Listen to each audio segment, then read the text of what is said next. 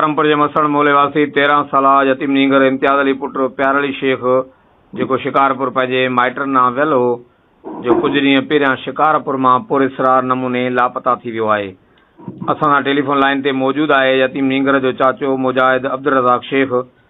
जी अब्दुल रज़ाक, आगाह कजो नींगर इम्तियाज़ अली खे घरां निकिते केतिरा ॾींहं थिया आहिनि, किथां लापता थियो आहे?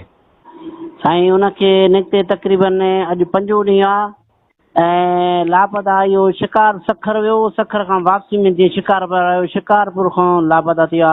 काई ख़बर नथी पए त हितां काॾे वियो आहे शिकारपुर में पहुतल आहे त ख़बर ई भई हितां जेको आहे लापता थी वियो आहे। अच्छा, तव्हां नींगर जी ॻोल्हा कई आहे, उनखे लापता थिए जेको आहे त कंफर्म घणा ॾींहं थिया आहिनि? कंफर्म साईं तक़रीबन 5 ॾींहं थिया आहिनि। बाक़ी असां बाक़ाइदा उन जी ॻोल्हा में आहियूं, माइटनि ताईं बि विया आहियूं, जिते जिते तव्हांजा माइटनि खां पुछा गुछा कयूं था, दोस्तनि सां बि राब्ते में आहियूं। बसि अलाह करे का भलाई थी वञे ताईं।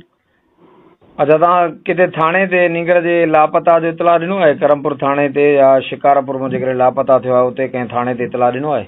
हा, कल्ह असां NC लाइ वियासीं, उहो जेको आहे त इहो मुंशी साहिबु न हो, अॼु असां हुनजी NC कराईंदासीं इनशाला। असां बाक़ाइदा उते बि इतला ॾींदासीं, ॾिनो बि आहे। अच्छा, नींगर जी ॻोल्हा जे लाइ तव्हां वस वारनि खे कहिड़ी अपील कंदव? असां उन्हनि खे चवंदासीं त महिरबानी करे असांजो नींगर ॻोल्हा कनि ऐं असांखे बराए महिरबानी वापसि कराए ॾियनि, जिते बि आहे का कोशिशि कनि। असां वस वारनि खे त चऊं था या महिरबानी करनि असांजे मथां।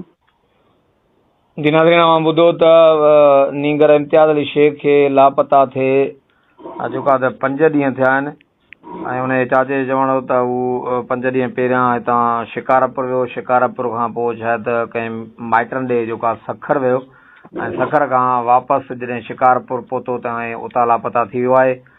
ऐं यतीम नींगर जे जेको आहे चाचे मुजाहिद अब्दुल रज़ाक शेख वस वारनि खे अपील कई